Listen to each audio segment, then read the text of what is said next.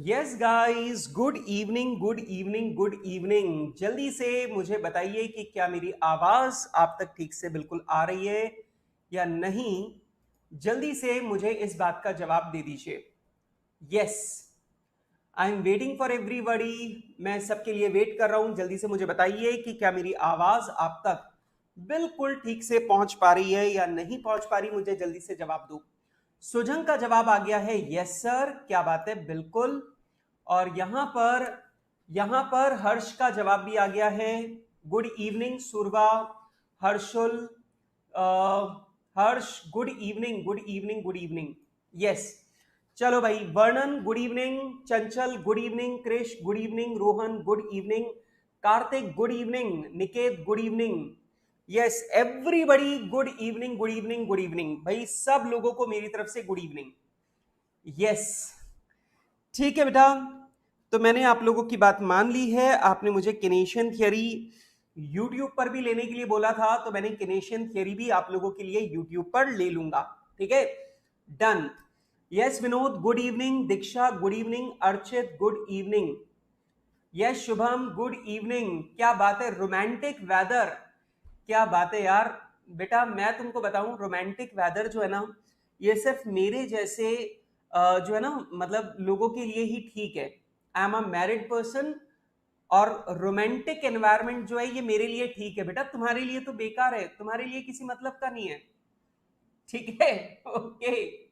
Yes Surabha, अपन लोग question number 29 की बात अभी थोड़ी देर बाद में कर लेंगे, do not worry about it. Yes, और रोहन कह रहा है सर, ओहो क्या बात है रोहन, कोई बात नहीं यार, अभी भी लेट नहीं हुआ है, तुम अभी भी ले सकते हो। Yes Randhir Kapoor good evening, Archit good evening, Saumya good evening. Yes, yes Janvi good evening, Vinod good evening. चलिए, सौम्या, किनेशियन थियरी की पूरी क्लासेस, नेशनल इनकम और किनेशियन थियरी की जो पूरी क्लास है ये मैं यूट्यूब पर लेने वाला हूं, इसलिए कोई दिक्कत की बात नहीं है। ठीक है, और बेटा आप लोग सब लोग जो यहाँ पर मेरे साथ में इधर जो मेरी ऐप के ऊपर भी जुड़े हुए हो, वो भी सब लोग मेरे साथ में कनेक्टेड रहो, और अपन लोग सब लोग बहुत मजे से ये वाला टॉपिक जो है वो अपन लोग कवर अप करेंगे। यस गाइस, तो मेरे साथ में जल्दी से हेडिंग डाल दीजिए आज, और मैं आप लोगों के साथ में करने वाला हूं Keynesian theory, Keynesian theory of determination of national income, of determination of national income. तो बेटा मैं आप लोगों के साथ में ये चैप्टर अब यहां पे शुरू करने जा रहा हूं, Keynesian theory of determination of national income. Thank you Saumya, thank you very much. Okay, देखो दोस्तों, पहली बात मैं यहां पर आपको मैं ये वाली बात क्लियर कर दूं, दिस चैप्टर इज वेरी की पावर इंफिनिटी सिंपल।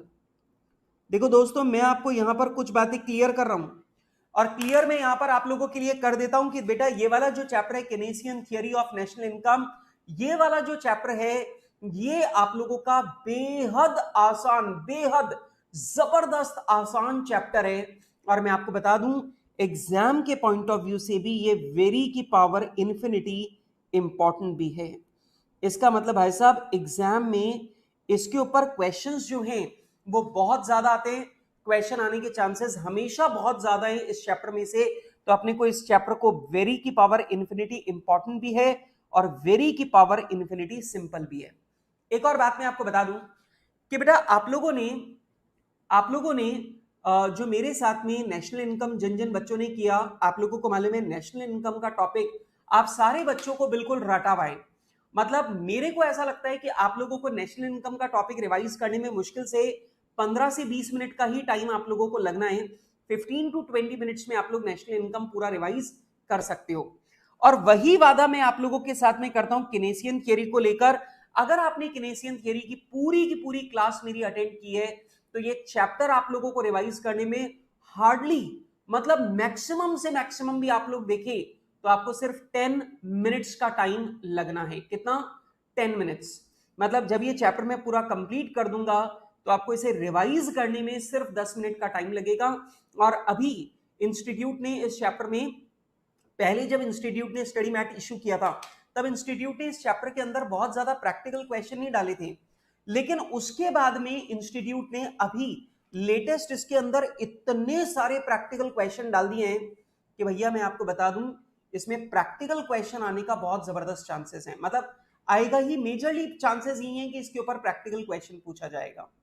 तो बेटा बहुत इंपॉर्टेंट टॉपिक है, इंटरेस्टिंग टॉपिक है, और मुझे ऐसा लगता है कि अपने देश की इकोनॉमी को समझने के लिए चैप्टर वाकई में बहुत अच्छा रोल प्ले करता है। ठीक है, चलो तो आइए बेटा, सबसे पहली बातें मेरे साथ में लिखेंगे, यहां पर आप लोग थोड़ी थोड़ी बातें लिखेंगे, थोड़ी थोड़ी बातें समझेंगे। Basics of Keynes theory. भाई साहब इस थियरी के बारे में पहले मैं आपके साथ में कुछ छोटी छोटी बातें मैं आपके साथ में डिस्कस करूंगा, और उसके बाद कुछ छोटी छोटी बातें मैं आप लोगों के साथ में डिस्कस करूंगा, और डिस्कस करने के बाद में ये सारी बातें मैं आप लोगों के साथ में डिस्कस करूंगा, और डिस्कस करने के बाद में फिर मैं आप लोगों के साथ में पूरा चैप्टर जो है वो स्टार्ट करूंगा। ठीक है, यस, नहीं नहीं नहीं हर्ष, इसमें नेशनल इनकम वाला जो चैप्टर है उससे रिलेटेड कुछ भी नहीं है, इसलिए कोई दिक्कत नहीं है। पिछला चैप्टर पढ़ाओ या नहीं पढ़ाओ दैट डजंट मैटर, इतना कोई खास दिक्कत वाली बात नहीं आनी है। ठीक है, मतलब इसमें कोई दिक्कत की बात नहीं है।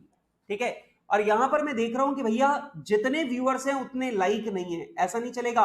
अपनी अटेंडेंस मार्क करो और फटाफट से लाइक का बटन प्रेस कर देना। ठीक है, शुभम केनेसियन थियरी की पूरी क्लास में लूंगा यहां पे। ठीक है, डोंट वरी अबाउट इट। चलिए जी, आइए मेरे साथ में सबसे पहली बात और सबसे पहला पॉइंट मैं यहां पे आपको बता दूं। दोस्तों सबसे पहली बात, कीन्स थियरी जो है वो आखिर किसने दी थी, ये थियरी आखिर किसने दी है। तो भाई साहब मैं आपको बताऊं, एक ब्रिटिश इकोनॉमिस्ट थे जिनका नाम था John Maynard Keynes, John Maynard Keynes. और बेटा उन्होंने अपनी एक बुक लिखी थी 1936 में जिसका नाम था general theory of employment, interest and money. तो general theory of employment, interest and money के नाम से उन्होंने 1936 में अपनी एक बुक लिखी थी, और उस बुक में उन्होंने ये थियरी जो है वो उन्होंने दी थी, और ये थियरी आज तक दुनिया के लिए बेसिस माना जाता है इकोनॉमी को समझने के लिए। तो बेटा किसी भी देश की इकोनॉमी जो है वो कैसा काम कर रही है, उसके पीछे के लॉजिक, और उस इकोनॉमी को कैसे संभाला जा सकता है, डूबती हुई इकोनॉमी को कैसे संभाल सकते हैं, बेटा उसके बारे में उन्होंने इस थियरी के अंदर लॉजिक समझाए, और वही थियरी अपन लोग यहां पर पढ़ने जा रहे हैं। ठीक है, तो सबसे पहला पॉइंट लिखूं, this theory was given by. अच्छा दोस्तों मैं आपको एक और बात बता दूं, आज की क्लास बहुत इंपॉर्टेंट है, क्योंकि आज की क्लास में मैं आपको सारे बेसिक कॉन्सेप्ट्स पूरे चैप्टर के सिखाने वाला हूं, और उन्हीं बेसिक कॉन्सेप्ट्स पर आगे चलकर पूरा का पूरा चैप्टर बेस होगा। मतलब आज की क्लास सबसे इंपॉर्टेंट क्लास है। आज की क्लास में जो बेसिक्स मैं आपको बताऊंगा वो बेसिक्स एक बार दिमाग में बैठ गए, उसके बाद में बेटा चैप्टर को समझने में अपने को जोर ही नहीं आएगा, बहुत इजी चैप्टर लगने वाला है। ठीक है, इसलिए आज की क्लास जो है ना ये बहुत इंपॉर्टेंट है। ठीक है, this theory was given by John Maynard Keynes in 1936 in his book named The General Theory of Economics,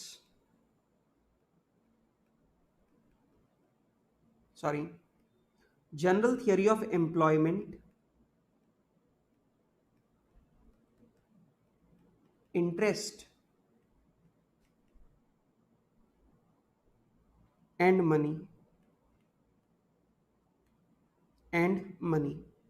तो बेटा ये वाली जो बुक है ये जॉन मेनार्ड कीन्स ने लिखी थी, और बेटा जॉन मेनार्ड कीन्स ने 1936 में ये बुक लिखी थी। और सोचो यार 1936 में उन्होंने इकोनॉमी को समझने के लिए कुछ ऐसी बातें बताई जो आज तक भी पूरी दुनिया के द्वारा फॉलो की जाती है अपनी इकोनॉमी के लिए। अब आप बोलेंगे सर इन्होंने क्या बात बताई। अब मेरी बात को ध्यान से सुनना और लिखना बिल्कुल भी नहीं, ठीक है। आज मैं तुम्हें पहले कुछ बहुत मजेदार बात समझाने वाला हूं, एक बहुत प्यारा सा लॉजिक समझाने वाला हूं जो आगे जाकर हम लोग यूज भी करेंगे। लेकिन एक बार पहले इस लॉजिक को समझो ताकि आपको यह समझ में आए कि आखिर कीन्स ने अपनी थियरी में ऐसा क्या लिखा कि जिसको आज करीब करीब 80 साल के बाद भी, 85 ईयर्स के बाद भी इसकी थियरी को इतना इंपॉर्टेंस मिलता है, ठीक है। इसलिए प्लीज ध्यान से सुनना ये वाली बात। एक बात मुझे बताओ कि तुम सब लोग ये वाली बात जानते हो कि जितना हमारे देश में आउटपुट है उतनी ही हमारी नेशनल इनकम है। ये तो क्लियर बात है। आपको मालूम है अपन लोग आउटपुट मेथड में क्या निकालते हैं, जितना जितना हमने करंट ईयर में आउटपुट बनाया वही तो नेशनल इनकम है एक तरीके से। अब पॉइंट समझना कि ये जो नेशनल इनकम है कह सकते हो यही हाउस होल्ड इनकम है, मतलब आम आदमी की यही कमाई है, आम आदमी की यही कमाई है। और आम आदमी इसी पैसे को खर्च करता है अपने सामानों को खरीदने के लिए। बिल्कुल सर, बात तो आपकी ठीक है कि सर आम आदमी इसी पैसे को खर्च करता है, आम आदमी इसी पैसे को खर्च करता है इस आउटपुट को खरीदने के लिए। आम आदमी इसी पैसे को खर्च करता है इसी माल को, इसी आउटपुट को खरीदने के लिए। मतलब बनाने वाला भी आम आदमी है, खरीदने वाला भी आम आदमी है। तो बनाने पर उसे इनकम मिलती है और वो उसी सामान को खरीदने के लिए पैसे खर्च कर देता है। दैट्स अ सिंपल लॉजिक जो देश की इकोनॉमी में पैसा घूमता है। आपके पापा जाकर के कोई माल बनाते हैं या सर्विस देते हैं, गुड्स प्रोड्यूस करते हैं या सर्विसेज प्रोड्यूस करते हैं, उससे उनको इनकम मिलती है और वो इनकम लाकर घर के लिए बाकी का सामान खरीदते हैं जो कोई और बना रहा होता है। तो इकोनॉमी के अंदर फ्लो ऐसे चल रहा होता है। अब प्रॉब्लम कहां पर आती है जरा ध्यान से सुनना। मान लो आज भारत के अंदर, अपन इसे कोविड से जोड़ करके देखते हैं। मान लो भारत के अंदर, इंडिया के अंदर इस साल जो आउटपुट आया वो मान लेते हैं 1000 करोड़ का आउटपुट आया, ठीक है। बहुत छोटा नंबर बोल रहा हूं ताकि लिखने में आसानी रहे, ठीक है ना। ऐसा मत बोलना सर भारत की जीडीपी आप 1000 करोड़ बोल रहे हो। सर भारत की जीडीपी है कि पाकिस्तान की जीडीपी है, ठीक है। भाई एक बात को समझो, ये ना भारत की जीडीपी है ना पाकिस्तान की जीडीपी है। मैं सिर्फ बात को समझाने की कोशिश कर रहा हूं, इसलिए बिल्कुल केयरफुली सुनना। हाँ यस हर्ष, थियरी क्वेश्चन भी आता है, बट थियरी क्वेश्चन इस चैप्टर में से कम आते हैं, प्रैक्टिकल ज्यादा आते हैं। और थियरी जो है वो बहुत इजी क्वेश्चन आते हैं, मतलब अगर तुम बिना पढ़े भी चले जाओ तो भी तुम जो थियरी क्वेश्चन आ रहे हैं उनका जवाब लिख सकते हो, इतने इजी क्वेश्चन आते हैं। पर अब मेरी बात को सुनो, तो आप मुझे जल्दी से ये बताओ कि जो भारतीय लोग हैं, जो इंडियंस हैं, भारत में रहने वाले लोग हैं, उनको इनकम भी हो गई कितनी, 1000 करोड़ की। सही बात है। अब कोविड के टाइम पर क्या हुआ कि लोगों को लगा यार पता नहीं आगे अभी क्या होगा, आगे कैसे दिन देखने पड़ेंगे। तो लोगों ने क्या किया, लोगों ने बोला यार पूरे पैसे खर्च मत करो, थोड़ा सेव करो, थोड़ा खर्च करो। अब क्या हुआ, लोगों ने खर्चा किया 800 करोड़ का, मतलब आम आदमियों ने पैसे खर्च किए 800 करोड़ रुपए। आम आदमियों ने पैसा खर्च किया 800 करोड़ रुपए। और उन्होंने क्या किया कि बाकी का जो पैसा है 200 करोड़ वो उन्होंने सेव कर लिया। उन्हें लगा यार पता नहीं आगे जाके क्या होगा, हम कोविड में बीमार हो जाएंगे, हमें हमें आगे इलाज पे पैसा खर्च करना पड़ेगा, तो उन्होंने पैसा सेव कर लिया, ठीक है। हाँ अजय काला बिल्कुल ठीक बोल रहे हैं, ठीक है। अब सुनो, अब यहां पे एक बात सोचो कि अगर भारत में 1000 करोड़ का माल बना लेकिन लोगों ने इस साल सिर्फ 800 करोड़ का माल खरीदा, तो आप जरा सोच के बताओ कि क्या भारत में मैन्युफैक्चरर के पास में क्या 800 करोड़ का स्टॉक, क्या 200 करोड़ का क्लोजिंग स्टॉक रह जाएगा। बहुत दिमाग लगा के सोचना। इट इज, मतलब अभी आपको जब ये बात मैं खत्म करूंगा ना आपको लगेगा यार क्या लॉजिकल बात है, मतलब कितना जोरदार सोच रहे हैं ये वाली बात को। इसलिए बिल्कुल ध्यान से मेरी बात को सुनना। तो अब पॉइंट समझो कि अगर भारत में रहने वाले लोगों ने इस साल सिर्फ 800 करोड़ रुपया खर्च किया तो ऑब्वियस ही बात है बाजार में माल बिका कितना, 800 करोड़ का। तो बाजार में सारे दुकानदारों के पास, प्रोड्यूसर के पास, सबके पास 200 करोड़ का क्या रह गया, स्टॉक रह गया। अब क्या होगा, अगर आपके पास इस साल 200 करोड़ का स्टॉक रह गया तो आपको अगले साल लगेगा यार अपना 1000 करोड़ का माल बिकना है, अपने पास 200 करोड़ का स्टॉक रखा है, तो एक काम करते हैं, अब अपन 800 करोड़ का माल ही बनाते हैं। अब अपन क्या करेंगे, 800 करोड़ का माल ही बनाते हैं। तुम खुद सोच के देखो कि भैया सिंपल सी बात है, मम्मी सुबह खाना बनाने के बाद में जब शाम को खाना बनाती है तो मम्मी देखती है अच्छा 2 चपातियां बची हुई हैं, टोटल 12 चपातियां काम में आती है, तो 2 तो बची हुई हैं, चलो फिर शाम के लिए अपन है ना 10 चपाती बना लेते हैं। वही सेम कॉन्सेप्ट यहां पर है। अगर आप हमेशा 1000 करोड़ का माल बनाते आए हो, लेकिन अब की बार आपका माल 200 करोड़ का बिका नहीं, आपके पास स्टॉक पड़ा हुआ है, तो आप अगले साल क्या सोचोगे, यार 200 करोड़ का तो अभी स्टॉक ही पड़ा है, अपन 800 करोड़ का माल बनाते हैं। अब अगर आप सेकेंड ईयर में मतलब अगले साल अगर आप 800 करोड़ का माल बनाओगे, तो ऑब्वियस सी बात है जो हमारे देश के नागरिक हैं, जो हमारी जनता है, उसके पास इनकम भी कितनी पहुंचेगी, 800 करोड़। अरे भैया माल अगर 800 करोड़ का बनेगा तो ये 800 करोड़ का पैसा ही तो फैक्टर को मिलेगा, और फैक्टर्स की इनकम कितनी होगी, 800 करोड़ रुपए। अब इस आदमी को लगेगा यार पिछली बार तो 1000 करोड़ की इनकम हुई थी, अब की बार 800 करोड़ की इनकम हुई है, तो ये क्या करेगा, ये फिर पैसा सेव करेगा।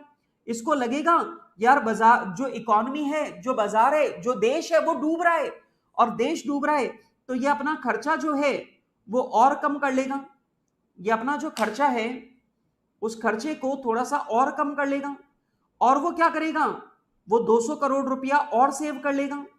अब वापस वही प्रॉब्लम कि अगर ये 600 करोड़ रुपए खर्च करेगा और देश में माल 800 करोड़ का बना है, तो ऑब्वियस सी बात है फिर 200 करोड़ का स्टॉक और इकट्ठा हो जाएगा। अब 200 करोड़ का स्टॉक और इकट्ठा हो गया, अब पिछले साल का जो 200 करोड़ का स्टॉक पड़ा हुआ था, 200 करोड़ का स्टॉक और आ गया, तो हमारे पास तो 400 करोड़ का स्टॉक इकट्ठा हो गया। अब अगले साल हमारे देश के जो मैन्युफैक्चरर है वो और भी कम प्रोडक्शन करेंगे। अब होगा क्या, इस तरीके से हर साल प्रोडक्शन कम होता जाएगा और लोगों की इनकम भी कम होती जाएगी, लोगों के खर्चे जो हैं वो भी कम होते जाएंगे, और देखते ही देखते देश की इकोनॉमी जो है वो डूबने लगेगी। देश की इकोनॉमी डूबने लगेगी, जो देश का जीडीपी है वो लगातार गिरता जाएगा, देश का जो जीडीपी है वो जीडीपी लगातार गिरता चला जाएगा और देश की इकोनॉमी डूब जाएगी। आ रही है मेरी बात समझ में? अब कीन्स ने ये समझाया कि आपको ये ध्यान रखना है जितना पैसा आम आदमी सेव कर रहा है उतना ही पैसा गवर्नमेंट को अपने खर्चे से डालना चाहिए। आ रही है बात समझ में? क्या समझा उन्होंने? उन्होंने बोला कि जितना पैसा आम आदमी सेव कर रहा है, मतलब जितना पैसा आम आदमी खर्च नहीं कर रहा, उतना पैसा सरकार को खर्च करना चाहिए, ताकि देश की जो इकोनॉमी है वो लगातार रोटेशन में सही चलती रहे। मेरी बात आ रही है समझ में? अब यहां पर उन्होंने समझाया कि जितना पैसा रोटेशन से बाहर जा रहा है उतना ही पैसा रोटेशन के अंदर सरकार के द्वारा डाला जाना चाहिए। अगर सरकार रोटेशन में सेम अमाउंट ऑफ मनी नहीं डालती तो फिर देश की इकोनॉमी डूबने लगेगी। अब जरा सोचो, अगर सरकार 200 करोड़ रुपया खर्च कर दे तो ऑब्वियस सी बात है ये सारा का सारा आउटपुट बिक जाएगा, ये सारा का सारा जो आउटपुट है वो बिक जाएगा, और ये सारा का सारा आउटपुट बिक जाएगा तो अगले साल फिर कितना माल बनेगा, 1000 करोड़ का। अगले साल फिर कितना माल बनेगा, 1000 करोड़ का। मेरी आ रही है बात समझ में? हर साल कितना माल बनेगा, 1000 करोड़ का। क्यों? क्योंकि गवर्नमेंट ने अपना पैसा खर्च करके, गवर्नमेंट ने अपना पैसा खर्च करके उस इकोनॉमी को स्टेबल बना दिया। आ रही है बात समझ में? अब जरा सोचो, हर साल 1000 करोड़ का माल बनेगा और वो पूरा का पूरा बिक जाएगा, तो ऑब्वियस सी बात है देश की इकोनॉमी जो है वो स्टेबल बनी रहेगी और हमारी देश की इकोनॉमी कभी डूबेगी नहीं। तो कीन्स ने क्या समझाया कि भाई साहब इकोनॉमी को स्टेबल बनाए रखने में किसका रोल है, गवर्नमेंट का रोल है। गवर्नमेंट अपने खर्चों को मैनेज करके अपनी इकोनॉमी को सस्टेन कर सकती है। आ रही है बात समझ में? अब यहां पर एक और चीज है। अब यहां पर क्या होता है, कई बार ऐसा होता है कि आदमी जो है इनकम उसकी 1000 करोड़ की है, लेकिन वो खर्चा कर रहा होता है कितना, 1100 करोड़। वो अपनी सेविंग्स में से पैसे खर्च कर देता है। अब प्रॉब्लम ये होती है कि देश में माल बना है 1000 करोड़ का और देश के अंदर डिमांड है 1100 करोड़ की, तो ऑब्वियस सी बात है देश में क्या आ जाता है, इन्फ्लेशन।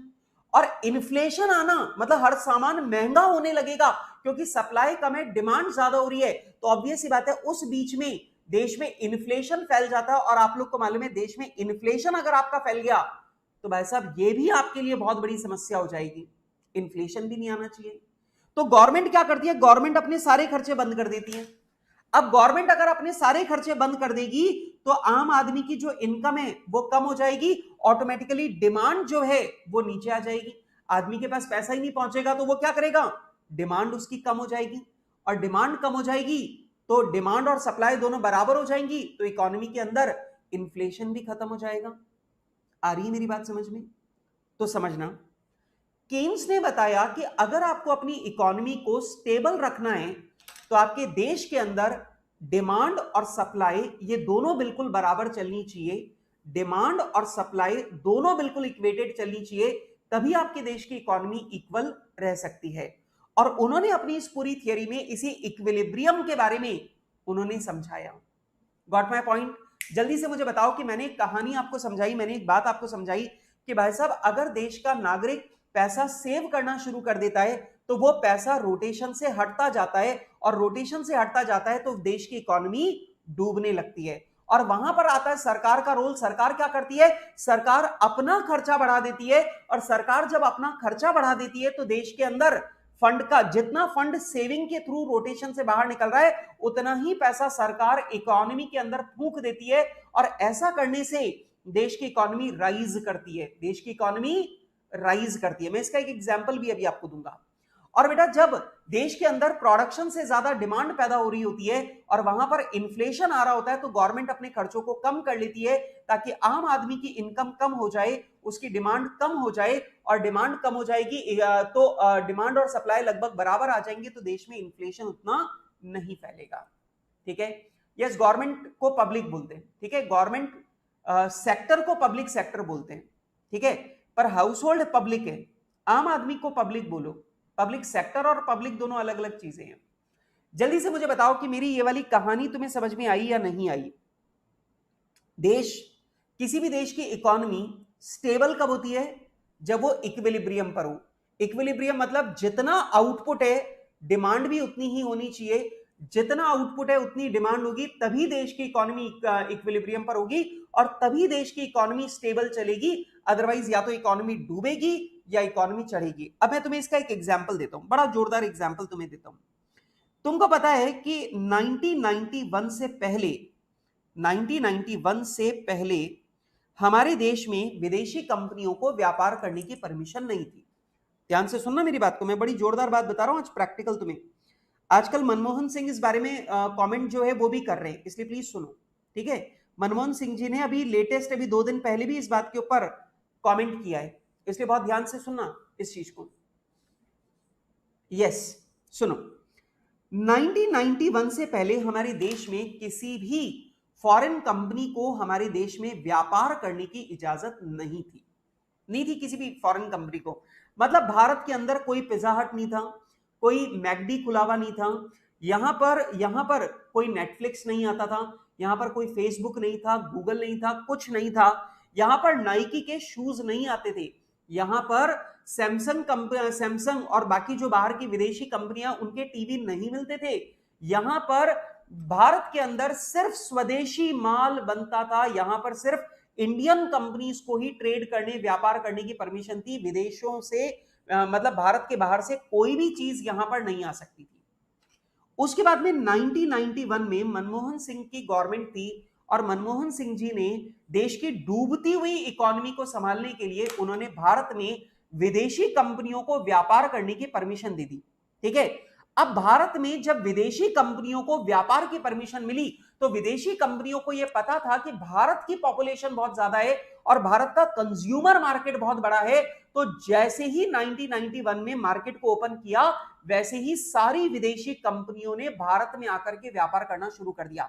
अब जरा सोच के बताओ कि अगर भारत के बाहर से जितनी भी कंपनियां भारत के अंदर आएंगी वो भारत में बहुत सारा पैसा कैपिटल के रूप में लेकर के आएंगी, तभी तो यहां पर स्टैब्लिश होंगी। तो वो सारी की सारी कंपनियां भारत में इतना पैसा लेकर के आई कि भारत में पैसे की बाढ़ आ गई। और क्योंकि इंडियन इकोनॉमी के अंदर फंड का फ्लो हो गया, इंडियन इकोनॉमी के अंदर पैसे आ गए, तो ऑब्वियस सी बात है वो पैसा रोटेट करने लगा, और रोटेट करने लगा तो यहां पर लोगों की इनकम बढ़ी तो लोगों ने खर्चा ज्यादा करना शुरू किया। और ऑब्वियस सी बात है जब लोगों का खर्चा बढ़ा तो रोटेशन जो पहले इतना सा था वो इतना बड़ा हो गया, और वो रोटेशन बढ़ते बढ़ते आज इंडिया की इकोनॉमी जो है वो दुनिया की 5वीं सबसे बड़ी इकोनॉमी बन गई है। अब इसी तरफ अगर आप सोच के देखो तो आपको समझ में आएगा, यस ग्लोबलाइजेशन और लिबरलाइजेशन 1991 में हुआ था। अब आप इसी चीज को पाकिस्तान से जोड़ के देखो, पाकिस्तान की इकोनॉमी क्यों डूब रही है? क्योंकि पाकिस्तान की इकोनॉमी के अंदर बाहर से पैसा नहीं आ रहा है। पाकिस्तान की जो इकोनॉमी है उसको एक्सपेंड करने के लिए पैसा चाहिए। अब पाकिस्तान जो है वो एक्सपोर्ट कुछ नहीं करता, हाँ करता है, पाकिस्तान गधे एक्सपोर्ट करता है, ठीक है, पाकिस्तान डोंकी एक्सपोर्ट करता है, but that is a very small kind of a business, वो बहुत छोटा सा एक बिजनेस है। पर पाकिस्तान ज्यादा कुछ एक्सपोर्ट नहीं करता आतंकवादियों के अलावा, ठीक है। तो पाकिस्तान जो है वो एक्सपोर्ट नहीं करता, तो उसकी इकोनॉमी के अंदर इनपुट नहीं आ रहा, पैसा आ नहीं रहा, तो उसकी इकोनॉमी फैल नहीं रही है। नंबर 2, क्योंकि वहां पर आतंकवाद है, सिचुएशन अनस्टेबल है, वहां पर गवर्नमेंट जो है वो अनस्टेबल है, वहां पर मिलिट्री का पूरा पावर है, तो ऑब्वियस ही बात है कोई भी फॉरेन कंपनी वहां जाकर बड़ा पैसा इन्वेस्ट नहीं कर रही। अब अगर कोई भी फॉरेन कंपनी पाकिस्तान में जाकर के अगर पैसा डालेगी नहीं, तो उनकी इकोनॉमी जो है वो सिकुड़ती जाएगी, सिकुड़ती जाएगी, सिकुड़ती जाएगी, और उनकी इकोनॉमी जो है वो बिल्कुल खत्म हो जाएगी, ठीक है। तो उनकी इकोनॉमी इसी वजह से खत्म हो रही है। अब जरा समझना कि पाकिस्तान गवर्नमेंट लोन लेके क्या करती है। पाकिस्तान गवर्नमेंट लोन लेती है और लोन लेकर वो पैसा खर्च करती है, खर्च करती है, तो वो पैसा इकोनॉमी के अंदर इन्फ्यूज होता है। अब वो पैसा इकोनॉमी के अंदर डालते हैं तो इकोनॉमी एक्सपेंड करेगी, इसीलिए पाकिस्तान लोन लेना चाहता है, और इंडिया हर तरीके से कोशिश कर रहा है कि पाकिस्तान को लोन ना मिले, क्योंकि अगर पाकिस्तान को लोन नहीं मिलेगा तो उनकी इकोनॉमी जो है वो श्रिंक होती जाएगी, श्रिंक होती जाएगी, और एकदम एक ऐसा पॉइंट आएगा जब पाकिस्तान की गवर्नमेंट अपनी सेना के खर्चे या सेना की सैलरी जो है वो भी पे नहीं कर पाएगी, और जिस दिन वो अपनी सेना की सैलरी, मिलिट्री की सैलरी पे नहीं कर पाएगी, उस दिन उनकी मिलिट्री पावर जो है वो वहीं पर खत्म हो जाएगी। एंड यही पूरा का पूरा लॉजिक है इसके पीछे का। तो बेटा एक बात ध्यान रखना कि अगर कोई भी इकोनॉमी एक्सपेंड कर रही है तो उसके पीछे पैसे का इंजेक्शन चाहिए। मतलब इकोनॉमी फैलेगी कब? जब इकोनॉमी के अंदर पैसा इंजेक्ट होगा, पैसा आएगा। अब जैसे चाइनीज इकोनॉमी की बात करें, चाइनीज इकोनॉमी कैसे एक्सपेंड हुई उसके बारे में जरा सोचो। चाइना ने सस्ता माल बनाया और सस्ता माल बनाकर पूरी दुनिया में एक्सपोर्ट किया। तो जरा समझो, चाइना माल बनाकर पूरी दुनिया में एक्सपोर्ट कर रहा है, मतलब पूरी दुनिया का पैसा चाइना की इकोनॉमी के अंदर आ रहा है, ठीक है, यस ठीक है। तो पूरी दुनिया का पैसा चाइना की इकोनॉमी के अंदर आ रहा है, तो चाइना की इकोनॉमी में पैसे का क्या हो रहा है? इंजेक्शन। और पैसे का इंजेक्शन हो रहा है, इसलिए चाइना की इकोनॉमी इतनी तेजी से फैल रही है। आ रही बात समझ में? तो जिस देश की जीडीपी ज्यादा होती है उस देश की इकोनॉमी में पैसे की आवक ज्यादा होती है, इंजेक्शन ज्यादा होता है, और इसी वजह से उस देश की इकोनॉमी एक्सपेंड करती है, ठीक है, यस। मेरी बात, क्या आप लोगों को मेरा ये लॉजिक समझ में आया कि यहां पे केन्स ने क्या समझाया? केन्स ने कुछ बातें समझाई कि इकोनॉमी इक्विलिब्रियम पर कब रहेगी? जब आपके देश के अंदर लोगों की इनकम और आउटपुट दोनों बराबर होंगे। मतलब डिमांड और सप्लाई जब तक देश में बराबर नहीं होगी तब तक इक्विलिब्रियम नहीं रहेगा, और ये इक्विलिब्रियम लाना किसकी रिस्पॉन्सिबिलिटी है? गवर्नमेंट की रिस्पॉन्सिबिलिटी है। दूसरा उन्होंने बात समझाया कि जब लोग सेव करते हैं तो वो पैसा इकोनॉमी से बाहर निकल जाता है, रोटेशन से बाहर निकल जाता है, और रोटेशन से ये जो पैसा बाहर निकल रहा है इसे बोलते हैं लीकेज। और बेटा जब इकोनॉमी के अंदर कुछ एक्स्ट्रा पैसा डाला जा रहा है, इकोनॉमी के अंदर कुछ एक्स्ट्रा पैसा आता है, that is called injection. Injection अगर ज्यादा होगा, लीकेज कम होगा, तो इकोनॉमी फैलेगी, और अगर इंजेक्शन कम है, लीकेज ज्यादा है, तो वो इकोनॉमी डूबेगी, ठीक है। Getting my point? यस। देखो अब यहां पर पॉइंट है कि सर कोविड वैक्सीन के प्रोडक्शन से जीडीपी पर फर्क पड़ेगा या नहीं पड़ेगा? बिल्कुल पड़ेगा यार। Anything which is being produced in India, उससे तो फर्क पड़ेगा ही, ठीक है। दूसरी बात मैं तुमको बताता हूं कि exports are much more important than domestic consumption. आप भारत के अंदर वैक्सीन बनाकर भारत के बाहर बेचते हो तो आप दुनिया का पैसा इंडियन इकोनॉमी के अंदर इंजेक्ट कर रहे हो, तो इंडियन इकोनॉमी एक्सपेंड करेगी, ठीक है। लेकिन अगर आप यही कोविड का इंजेक्शन आप इंपोर्ट कर रहे हो तो आप भारत अपना पैसा निकालकर किसी दूसरे देश की इकोनॉमी में इंजेक्ट कर रहा है। भारत की इकोनॉमी से पैसा निकल रहा है और किसी दूसरे देश की इकोनॉमी में जाकर इंजेक्ट हो रहा है, तो दूसरे देश की इकोनॉमी ग्रो करेगी और हमारी इकोनॉमी श्रिंक करेगी, क्योंकि हमारी इकोनॉमी का रोटेशन वाला पैसा निकलकर बाहर चला गया। इसीलिए जितने भी देश एक्सपोर्ट कर रहे हैं वो हमेशा ग्रो कर रहे हैं, जो इंपोर्ट कर रहे हैं वो हमेशा डूब रहे हैं। अब तुमको एक बात बताता हूं, why Arabian countries have rise so much. Arabian countries जो हैं वो महंगा सामान बेच रही हैं और सस्ती चीजें इंपोर्ट कर रहे हैं। वो पानी इंपोर्ट करते हैं, ठीक है, वो खाने का सामान इंपोर्ट करते हैं और पेट्रोलियम को एक्सपोर्ट करते हैं। तो ऑब्वियस सी बात है उनके पास, उनकी इकोनॉमी के अंदर जो फंड्स आ रहे हैं वो इंजेक्शन ज्यादा है, ठीक है, और लीकेज कम है, इसीलिए वो ग्रो कर रहे हैं। ठीक है, चलो, यस यस यस, ठीक है, आ जाओ जी, आइए बेटा, अब हम लोग चलते हैं आगे।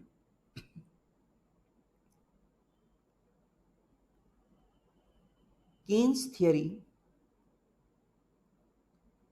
states या explains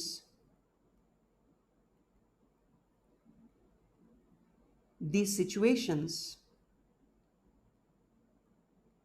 when economy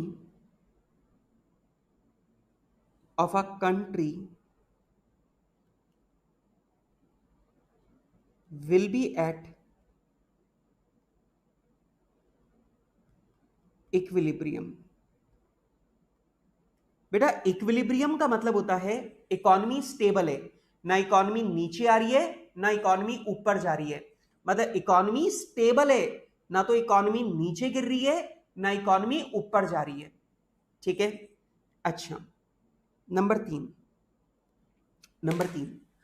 अब एक बात को समझना कि कीन्स ने एक बात ये बताई कि इकोनॉमी जो है वो बढ़ती कब है और गिरती कब है, मतलब इकोनॉमी राइज कब करेगी और इकोनॉमी श्रिंक कब होगी, वो दोनों बातें एक्सप्लेन की इन्होंने। अब जरा सोचना, मैं भारत सरकार हूं, ठीक है, मैं नरेंद्र मोदी का विशेष सहायक हूं, मैं नरेंद्र मोदी का विशेष सहायक हूं, ठीक है, मैं उनको गाइड करता हूं देश की इकोनॉमी को कैसे संभालना है। अब एक बात मुझे बताओ, पिछले चैप्टर में मैंने तुम्हें नेशनल इनकम कैलकुलेट करना सिखाया, लेकिन वो पोस्टमार्टम है। पोस्टमार्टम का मतलब साल बीत गया, माल बन गया, अब उसके बाद में आपको समझा रहा हूं, अच्छा देश की नेशनल इनकम इतनी है, देश की जीडीपी इतनी है, दैट इज पोस्टमार्टम।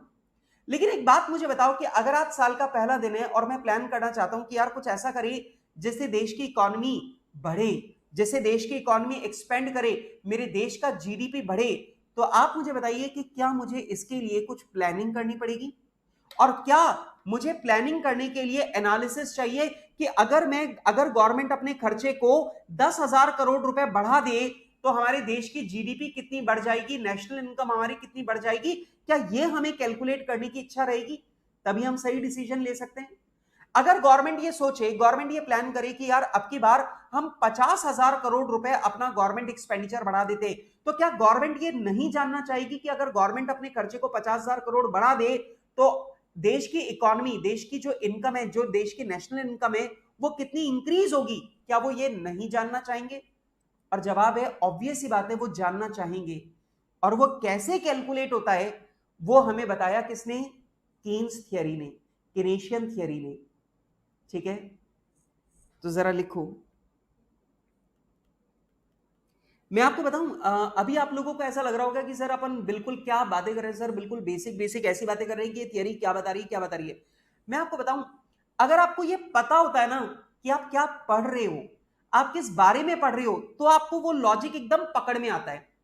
अब जब मैं आगे चल के, जब आप लोगों के साथ में मैं कॉन्सेप्ट्स को डिस्कस करूंगा, जब मैं आपको नोट्स लिखवाऊंगा, जब मैं आपको एक एक थियरी लिखवाऊंगा, एक एक पॉइंट लिखवाऊंगा, तो आपको ये समझ में आएगा कि ये थियरी हमें ले जाना कहां चाहती है। इसीलिए मैं आपके साथ में ये बेसिक बातें डिस्कस कर रहा हूं। ठीक है, यस, खत्म हो जाएंगी उस दिन ठीक है, लेकिन ये लोग क्या कर रहे हैं कार्तिक, अभी जो अरेबियन कंट्रीज हैं, व्हाट दे आर डूइंग, उनको पता है उनका ऑयल खत्म होने वाला है। जैसे दुबई है, दुबई को पता था कि दुबई के पास ऑयल बहुत कम था, तो ये लोग क्या कर रहे हैं, ये लोग अपनी इकोनॉमी को ऑयल बेस्ड की जगह ये ट्रैवल बेस्ड बना रहे हैं। अब तुम देखो, Dubai is a travel destination, ठीक है, तो दुबई जो है वो टूरिस्ट डेस्टिनेशन है, ट्रैवल डेस्टिनेशन है। अब उनकी इनकम, उनकी जो जीडीपी है उसका बड़ा हिस्सा ऑयल से नहीं आता, उनकी ऑयल से तो उनकी इकोनॉमी, दुबई जो है उसकी जीडीपी का सिर्फ 10% ऑयल है, 90% उनका है टूरिज्म। तो वो अपनी इकोनॉमी को शिफ्ट कर रहे हैं। दैट्स अ इंटेलिजेंट ब्रेन, मतलब ये बहुत इंटेलिजेंट वाली बात है। ठीक है, चलो, this theory explains the reasons why economy expands and shrinks. Expands and shrinks. This theory also explain that what happens या what will happen to national income of a country, national income of a country when any variable is changed. Any variable is changed. Any variable is changed. अब आपको मालूम है कि अगर कोई भी variable बदल जाए तो देश की नेशनल इनकम पे क्या असर आएगा, ये भी इस थियरी ने एक्सप्लेन किया। ठीक है, अभी आगे चल के जब हम लोग देखेंगे और मैथ, जब हम लोग इसके प्रैक्टिकल क्वेश्चन देखेंगे तो सारे प्रैक्टिकल क्वेश्चन हैं ही इसी के बारे में कि अगर एक वेरिएबल को गवर्नमेंट के द्वारा बदला जाए, एक वेरिएबल बदल दिया जाए तो उससे देश की इकोनॉमी के ऊपर क्या असर पड़ेगा, वो भी इसने एक्सप्लेन किया और इसी कॉन्सेप्ट के ऊपर सारा प्रैक्टिकल बनेगा। ठीक है, अच्छा चलो अब चौथी बात करते हैं, अब कुछ इंटरेस्टिंग बात करते हैं। छोड़ो ना यार, ये बोरिंग वाली बातें तो हो गई, अब अपन बात करेंगे एकदम प्रैक्टिकल वाली। यहां से केन्स की थियरी का प्रॉपर पोर्शन स्टार्ट हो गया है, इसलिए सुनना। केन्स ने बताया इकोनॉमी के अंदर चार सेक्टर होते हैं। चार सेक्टर होते हैं। चार सेक्टर क्या? सबसे पहला सेक्टर उन्होंने बोला, पहला होता है हाउस होल्ड सेक्टर, मतलब आम आदमी, मैंगो पीपल, आप और मैं। ठीक है, अच्छा दूसरा होता है बिजनेस सेक्टर। बिजनेस सेक्टर मतलब वो सारे लोग जो गुड्स एंड सर्विसेज का प्रोडक्शन कर रहे हैं, बिजनेस सेक्टर जो इकोनॉमिक गुड्स एंड सर्विसेज का प्रोडक्शन कर रहे हैं, दैट इज बिजनेस सेक्टर। तीसरा सेक्टर इन्होंने बोला गवर्नमेंट सेक्टर, गवर्नमेंट सेक्टर। और चौथा सेक्टर इन्होंने बोला फॉरेन सेक्टर। चौथा सेक्टर क्या होता है बेटा? फॉरेन सेक्टर, मतलब एक्सपोर्ट इंपोर्ट। ठीक है, अब केन्स ने बोला इकोनॉमी में चार सेक्टर होते हैं, मतलब इकोनॉमी को अगर पूरी तरीके से समझना है तो हम किसी भी देश की इकोनॉमी को समझने के लिए उसके चार टुकड़े कर सकते हैं। मतलब हाउस होल्ड सेक्टर जिसमें उस देश की जनता आ गई, बिजनेस सेक्टर मतलब इसमें उस देश के जितने भी गुड्स एंड सर्विसेज के प्रोड्यूसर है वो सब आ गए। एक हिस्सा हो गया गवर्नमेंट का और एक हिस्सा हो गया फॉरेन ट्रेड का, मतलब एक्सपोर्ट का। ठीक है, तो किसी भी देश की इकोनॉमी को अगर हम लोग टुकड़ों में बांटे तो ये चार टुकड़े देश की इकोनॉमी के किए जा सकते हैं। ये चार सेक्टर देश की इकोनॉमी के किए जा सकते हैं। अब सुनना, बेसिकली मैं आपको बता दूं, real life consist of 4 sectors. Real life कितने सेक्टर कंसिस्ट करती है? 4। लेकिन केन्स ने अपनी थियरी को समझाने के लिए 3 स्टेप फॉलो की। केन्स ने पहले आपको समझाया कि अगर मान लो इकोनॉमी के अंदर सिर्फ ये 2 ही सेक्टर होते, अगर इकोनॉमी के अंदर सिर्फ 2 ही सेक्टर होते तो इकोनॉमी में इक्विलिब्रियम कैसे आता, इकोनॉमी में स्टेबिलिटी कैसे आती, इक्विलिब्रियम कैसे आता, पहले उन्होंने वो समझाया। फिर उन्होंने अपनी बात को बोला, अच्छा तुम्हें समझ में आ गया? तुमने बोला हाँ हाँ सर हमें समझ में आ गया। बोले अच्छा चलो अब ये सोचो कि अगर देश की इकोनॉमी के अंदर 2 नहीं 3 सेक्टर होते, इसका मतलब हाउस होल्ड सेक्टर होता, बिजनेस सेक्टर होता और देश में गवर्नमेंट सेक्टर मतलब सरकार भी होती, तो उस कंडीशन में देश की इकोनॉमी इक्विलिब्रियम पर कैसे आती, वो उन्होंने समझाया। फिर उन्होंने पूछा अच्छा समझ में आ गया ना तुमको? तुमने बोला हाँ हाँ सर हमें समझ में आ गया। तो उन्होंने बोला चलो तो अब सीखते हैं मेन बात। मतलब पहली दो बातें जो इन्होंने समझाई वो रियलिस्टिक नहीं है। पहली दो बातें आपको इसलिए समझाई ताकि आपको तीसरी बात समझ में आए। मतलब कीन्स की जो थियरी है उसमें मेन जो चीज है वो है चारों सेक्टर को इंक्लूड करके समझना। लेकिन उन्होंने अपनी बात को स्टेप बाय स्टेप समझाने के लिए तीन मॉडल दिए। और तीन मॉडल क्या है? पहला उन्होंने दिया two sector model. Two sector model मतलब पहले बात को पहले बच्चों की तरह समझो। पहले बात को छोटा समझो कि मान लो अगर इकोनॉमी के अंदर दो ही लोग हैं, या तो प्रोड्यूसर है या हाउस होल्ड है। फिर उन्होंने बोला हाँ समझ में आ गया। हमने बोला समझ में आ गया। फिर उन्होंने बोला चलो ठीक है, अब अगर इकोनॉमी के अंदर सरकार भी होगी तो क्या होगा? तो सरकार अगर है तो इक्विलिब्रियम कैसे आएगा वो उन्होंने समझा दिया। हमने बोला बिल्कुल समझ में आ गया, दैट इज कॉल्ड। दूसरी बात इन्होंने समझाई, that is called three sector model. क्योंकि अब यहां पर कितने सेक्टर हैं? तीन। फिर उन्होंने हमसे पूछा कि ये बताओ कि तुम्हें तीन सेक्टर वाली बात समझ में आ गई? मैंने बोला हाँ। तो बोला अब समझो रियलिस्टिक सिचुएशन, अब समझो असल दुनिया। असल दुनिया में तीन नहीं बल्कि चार सेक्टर होते हैं, और चार सेक्टर की बात अब समझो, ये रियलिस्टिक बात है। अब चार सेक्टर के साथ में इकोनॉमी में इक्विलिब्रियम कैसे होता है वो उन्होंने समझाया। आ रही है मेरी बात? तो यहां पर कीन्स की थियरी में कितने मॉडल हैं? तीन। Two sector model, three sector model, four sector model. Three two sector model में हम दो ही सेक्टर मानेंगे कि हमारे देश में दो ही लोग हैं, या तो प्रोड्यूसर है या कंज्यूमर है, मतलब हाउस होल्ड है और बिजनेस सेक्टर है। फिर उन्होंने इस बात को, बेसिक बात को समझा दिया ना। फिर उन्होंने बोला चलो अब एडवांस्ड वाली बात सोचो। अगर अगर इकोनॉमी के अंदर गवर्नमेंट सेक्टर भी है, मतलब सरकार भी है, तो उस कंडीशन में इक्विलिब्रियम कैसे होगा? फिर हमने वो समझा। फिर उन्होंने बोला चलो अब मेरी तैयारी पूरी हो गई, अब सीखो सच्ची, अब सीखो असल दुनिया की बात। अब असल दुनिया के अंदर चार सेक्टर होते हैं, और फिर उन्होंने हमें चार सेक्टर में इक्विलिब्रियम कैसे बनता है वो उन्होंने हमको समझाया। तो पॉइंट समझो, उन्होंने वो हमें ले जाना कहां चाहते हैं? फोर सेक्टर मॉडल पे। मतलब वो हमें कहां ले जाना चाहते हैं? फोर सेक्टर मॉडल पे। और ये जो फोर सेक्टर मॉडल है यही रियल लाइफ है। लेकिन सीधे यहां पे समझाने की कोशिश करते तो बात समझ में नहीं आती, इसलिए उन्होंने स्टेप बाय स्टेप समझाने के लिए इसे तीन मॉडल में डिवाइड किया। Getting my point? यस। जल्दी से मुझे बताओ। यस, फॉरेन इन्वेस्टमेंट जो है वो इंजेक्शन है बेटा, वो फॉरेन सेक्टर में आता है। ठीक है, यही वाली बात हो रही है। तो बेटा यहां पर कीन्स ने बोला इकोनॉमी के अंदर चार सेक्टर होते हैं, पर उन्होंने अपनी बात को समझाने के लिए तीन step Lee.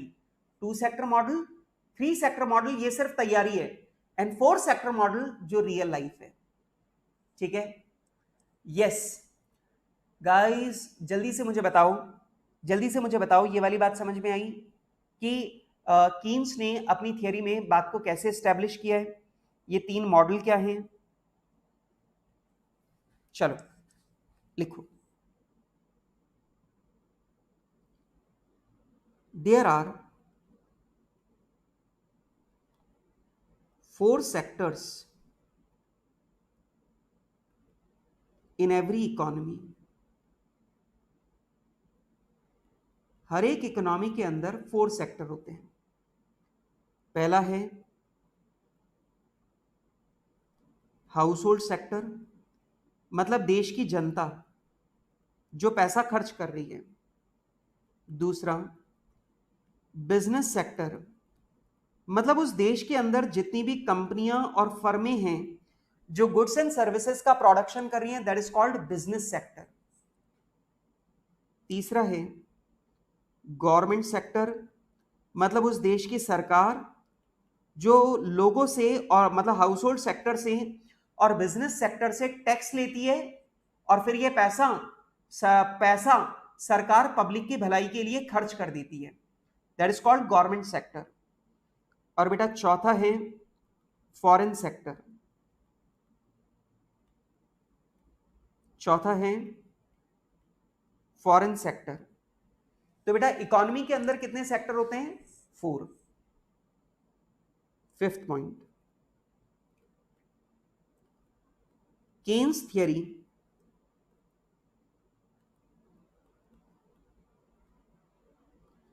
explains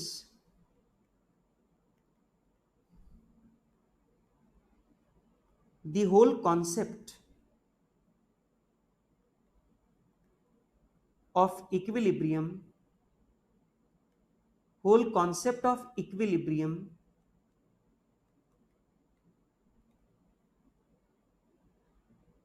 librium in 3 steps. तो बेटा केन्स थियरी में जो इक्विलिब्रियम का कॉन्सेप्ट है वो 3 स्टेजेस में समझाया गया है. 3 स्टेजेस क्या? पहला उन्होंने हमें समझाया 2 सेक्टर मॉडल. ठीक है, 2 सेक्टर मॉडल का मतलब है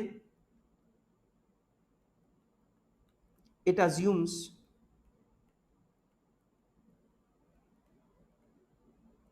there are only 2 sectors in an economy which are household sector and business sector. Household sector and business sector. दूसरा 3 सेक्टर मॉडल. ये बात ध्यान रखना बेटा, 2 सेक्टर मॉडल बेसिक समझाने के लिए है, 3 सेक्टर मॉडल बेसिक बात समझाने के लिए है, लेकिन रियल लाइफ में क्या लग रहा है? 4 sector model.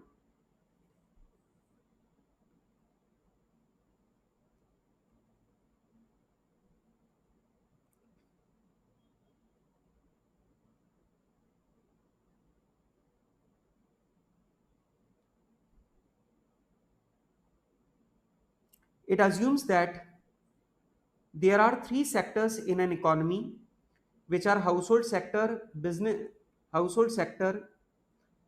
sector and government sector.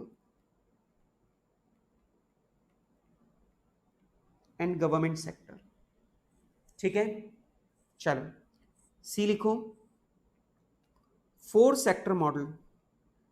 बेटा 4 सेक्टर मॉडल के आगे आप ब्रैकेट में लिख देना real life situation. 4 sector model ही वो चीज है जो आपकी रियल लाइफ में हो रही है, बाकी सब तो सिर्फ समझाने के स्टेप है. ठीक है बेटा, लिख लिया आप लोगों ने? हाँ जी, ओके. चलो 4 सेक्टर मॉडल में लिखो.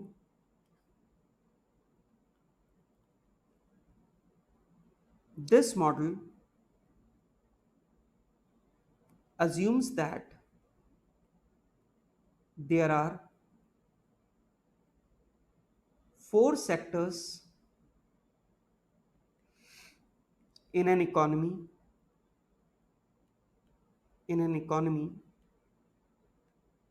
which are household sector, comma, business sector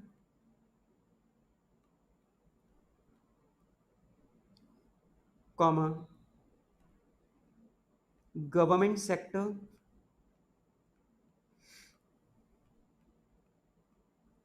and foreign sector. Government sector and foreign sector. बेटा आप लोग यहां पे एक बात जरा यहां पे हैशटैग करके लिख लेना गाइज. यहां पर आप लोग हैशटैग करके लिख लेना. लिखो दी 2 sector model, the 2 sector model,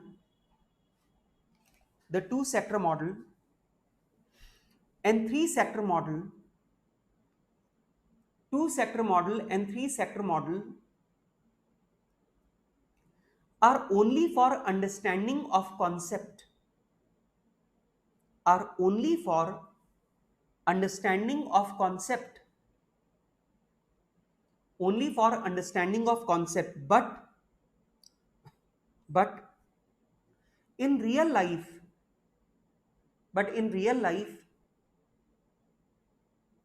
we see 4 sector model only, but in real life we see 4 sector model only. But मेरा रियल लाइफ में अपने को सिर्फ क्या देखने को मिलता है? 4 सेक्टर मॉडल. इसका मतलब पहले 2 मॉडल तैयारी है और जो तीसरा मॉडल हम लोग पढ़ेंगे यही हमारा रियल लाइफ में हम लोगों को देखने को मिलेगा. ठीक है गाइस, जल्दी से मुझे बताइए क्या आपको मेरी बात समझ में आ गई है? यस सर, बात समझ में आ गई. तो अब आप लोग मेरे साथ में यहां पर लिख दीजिए, इसे मैं डाल देता हूं कैपिटल ए. ठीक है, ये वाला जो पॉइंट मैंने लिखा इसे मैंने कर दिया कैपिटल ए. और अब मैं यहां पर आपके साथ में लिखने जा रहा हूं कैपिटल बी, और मैं आपके साथ में डिस्कस करने जा रहा हूं 2 सेक्टर मॉडल. तो ये लीजिए बेटा, मैं आपके साथ में यहां पे शुरू करने जा रहा हूं 2 सेक्टर मॉडल. और दोस्तों 2 सेक्टर मॉडल में मैं सबसे पहले आपके साथ में डिस्कस करूंगा पॉइंट नंबर 1. Point number 1. ठीक है, चलो पॉइंट नंबर 1 में सबसे पहला मैं लिखूंगा circular flow in 2 sector model.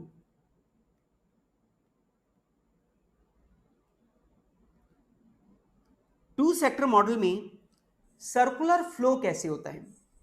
अब जरा ध्यान देना, बहुत इंटरेस्टिंग है.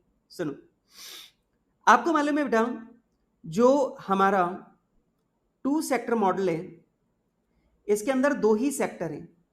अब आप लोग बोलेंगे सर 2 सेक्टर कौन सा? आप तो जानते हो बेटा 2 सेक्टर कौन से हैं यहां पर. बेटा पेन ही खो गया, ब्लैक कलर का पेन नहीं मिल रहा, बताओ कैसे चलेगा? ओके, लो भाई ब्लैक कलर का पेन लेके आए. आ गया सर, चलो जी ब्लैक कलर. ओहो, ये तो बहुत ज्यादा बड़ी साइज का पेन आ गया.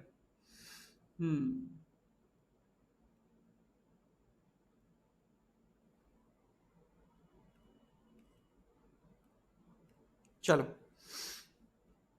अब सब बच्चे बिल्कुल ध्यान से देखो.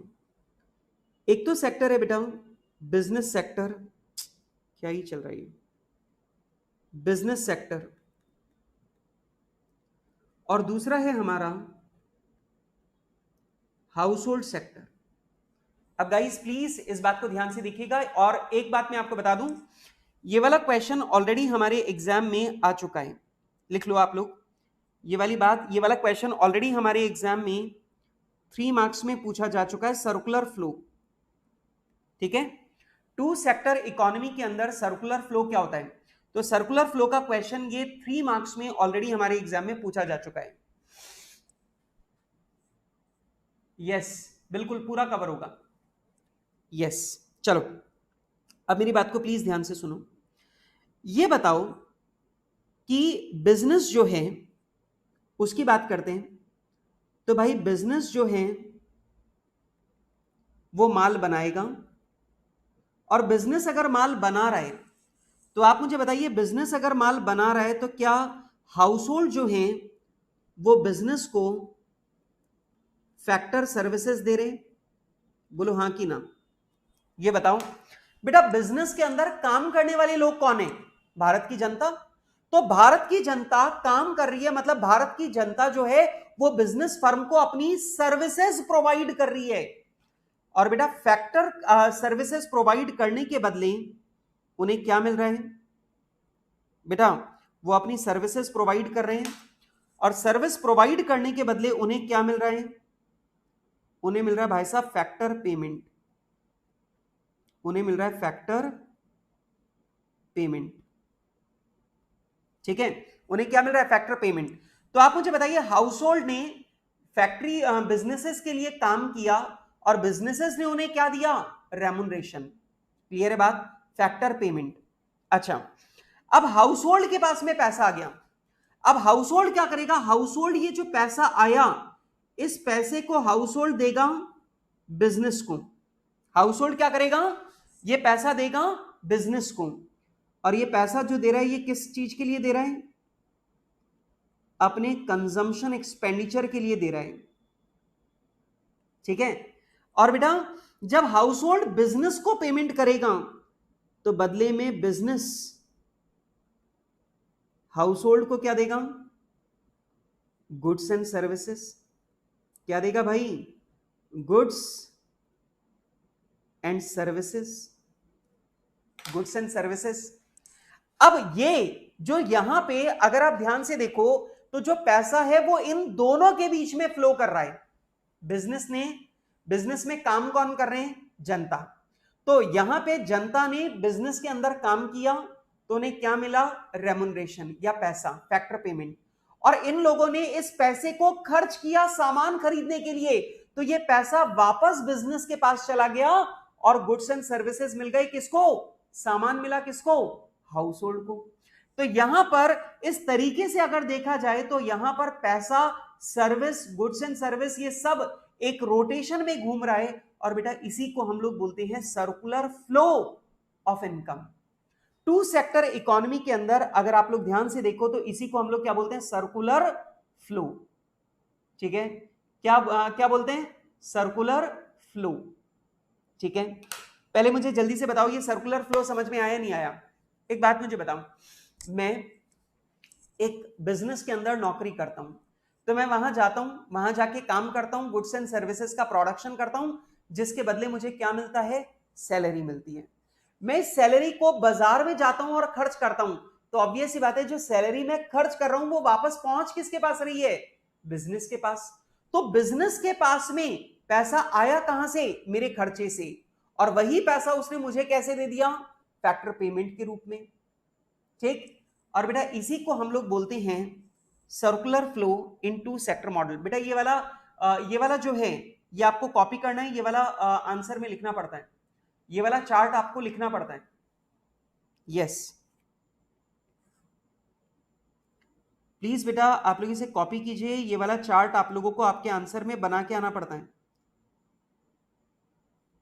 ठीक है। यस गाइस जल्दी से कॉपी कर लो, और ये जल्दी से कॉपी कर लो क्योंकि ये अपने को एग्जाम में बनाकर आना पड़ता है, बिल्कुल। सर्कुलर फ्लो बहुत सिंपल है, बिजनेस है, हाउस होल्ड है, हाउस होल्ड ने बिजनेस को दी सर्विस, बिजनेस ने उनको दिए पैसे, that is called factor payment, ठीक है। फिर ये लोग हाउस होल्ड वाले लोग उस पैसे को लेकर बाजार गए और बाजार से उन्होंने क्या खरीदा, गुड्स एंड सर्विसेज। तो हाउस होल्ड ने ये पैसा खर्च किया तो ये पैसा वापस पहुंच गया किसके पास, बिजनेस के पास, और बिजनेस ने हाउस होल्ड को क्या दे दिया, गुड्स एंड सर्विस। तो हाउस होल्ड जो है उसके और बिजनेस के बीच में ये पैसा लगातार घूम रहा है, और ये पैसा जो लगातार घूम रहा है इसी को हम लोग बोलते हैं सर्कुलर फ्लो, ठीक है।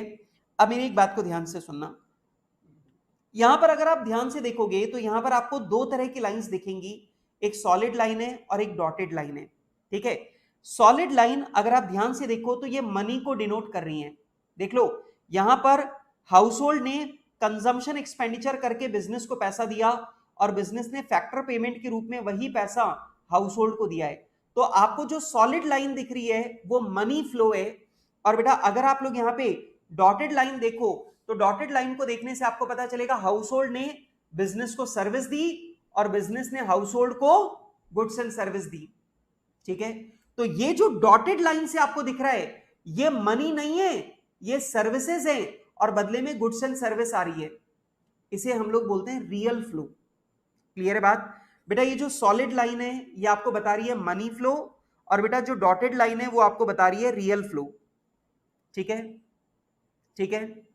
चलो इसके बारे में और बहुत सारी बातें मुझे करनी है, लेकिन वो बातें मैं करूंगा अब आपके साथ में फ्रेश माइंड से, क्योंकि यहां से आगे अब प्रैक्टिकल पार्ट शुरू होगा, ठीक है। तो आज मैंने सिर्फ एक रफ आइडिया दिया है कि मैं इस चैप्टर में क्या पढ़ाने वाला हूं, लेकिन मैं इसके बारे में बहुत डिटेल में डिस्कशन करूंगा, प्रैक्टिकल वाला पोर्शन शुरू करूंगा कल से। तो यहां तक की जो मैंने बात समझाई, अभी जब मैं प्रैक्टिकल पोर्शन आपके साथ में शुरू करूंगा तो आपको समझ में आएगा अच्छा ये प्रैक्टिकल में ये वाला पॉइंट आने वाला था, इसलिए सर ने कल की क्लास में हमें ये वाली बात को इतना स्ट्रॉन्ग करवाया था। तो सर ने, मैंने आज सिर्फ थियोरेटिकल बातें की है, मैंने सिर्फ जनरल लॉजिक वाली बातें की आज तुम्हारे साथ में। मैंने तुम्हारे साथ में कोई बहुत प्रैक्टिकल, मतलब मैंने तुम्हारे साथ में बुकिश कोई भी बात अभी तक नहीं की है। लेकिन कल से जब मैं तुम्हारे साथ में ये प्रैक्टिकल डिस्कस करना शुरू करूंगा, इस कॉन्सेप्ट को, इस थियरी को समझाना शुरू करूंगा, तब तुम्हें समझ में आएगा कि सर ने कल जो हमें इंजेक्शन और लीकेज की बात समझा रहे थे, या इकोनॉमी के श्रिंक हो रहे और एक्सपेंड होने की बात समझा रहे थे, या डिमांड एंड सप्लाई के इक्वल होने को इक्विलिब्रियम बोलने की बात जो समझा रहे थे, वो जो तैयारी सर ने की थी, वो सारी की सारी तैयारी आपको एक एक पॉइंट में नजर आएगी कि वो बातें मैंने आपके साथ में क्यों डिस्कस की थी। ठीक है, यस ठीक है, ओके, यस, ठीक है। जल्दी से मुझे बताओ कि क्या आप लोगों ने सबने ये चार्ट कॉपी कर लिया है? अगर आप लोगों ने, सब लोगों ने ये वाला चार्ट कॉपी कर लिया है तो बढ़िया है। इस चार्ट के बारे में कुछ डिटेल्स भी मुझे लिखवानी है, वो डिटेल्स भी मैं आप लोगों को लिखवाऊंगा कल की क्लास में। कल की क्लास भी बहुत इंपॉर्टेंट है। कल की क्लास में प्रैक्टिकल का बेस बनेगा, प्रैक्टिकल का मतलब पूरे चैप्टर में जो प्रैक्टिकल करने वाले हैं उसका बेस बनाऊंगा कल की क्लास में। कल की क्लास बहुत इंपॉर्टेंट है, ठीक है, ओके, चलो, ओके, सुजंग, वर्णन, आकर्ष, ओके, इधर सुरवा, हर्ष, यस यस, बिल्कुल मुस्कान, बिल्कुल होगा, बिल्कुल, डोंट वरी अबाउट इट।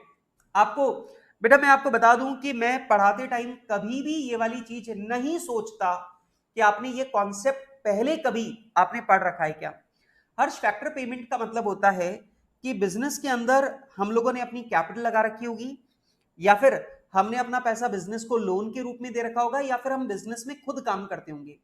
अगर हम खुद काम करते हैं तो हमें सैलरी मिल रही है, अगर हमने बिजनेस को लोन दे रखा है तो हमें इंटरेस्ट मिलता है, अगर हमने बिजनेस में कैपिटल लगा रखी है तो हमें प्रॉफिट मिलता है। और बेटा इन्हीं को हम लोग बोलते हैं फैक्टर पेमेंट। इन्हीं को हम लोग क्या बोलते हैं? Factor payment. मतलब बिजनेस के अंदर अगर आपने किसी भी तरीके से कोई कंट्रीब्यूशन दिया है और उसके बदले आपको कुछ पैसा मिलता है, then that is called factor payment, ठीक है, ओके। अजय काला जी बोल रहे हैं मजा आ गया भिड़ू ओके यार शुभम, आज तो कोई गाना वाना नहीं गाऊंगा, आज तो बस मुझे थोड़ा सा कोल्ड हो रहा है, इसलिए आज कोई गाना वाना नहीं गाएंगे, ठीक है, यस, बिल्कुल Muskan, I am trying for 60 to 70 classes, I will finish in this, ठीक है, बस।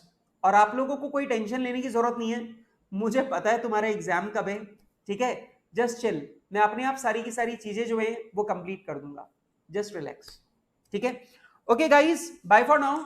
और मैं जल्दी ही आप लोगों के लिए मैं आपको बता दूं कि मैं आप लोगों के लिए अभी एक लेक्चर जो है, रिवीजन लेक्चर, नेशनल इनकम जो मैंने पढ़ाया है उसका पूरा रिवीजन विद इन 1 आवर, 1 घंटे में पूरे चैप्टर का रिवीजन, वो लेक्चर मैं आप लोगों के लिए रिकॉर्ड कर रहा हूं और वो भी मैं बहुत जल्दी आप लोगों के लिए यूट्यूब पर अपलोड कर दूंगा, ठीक है।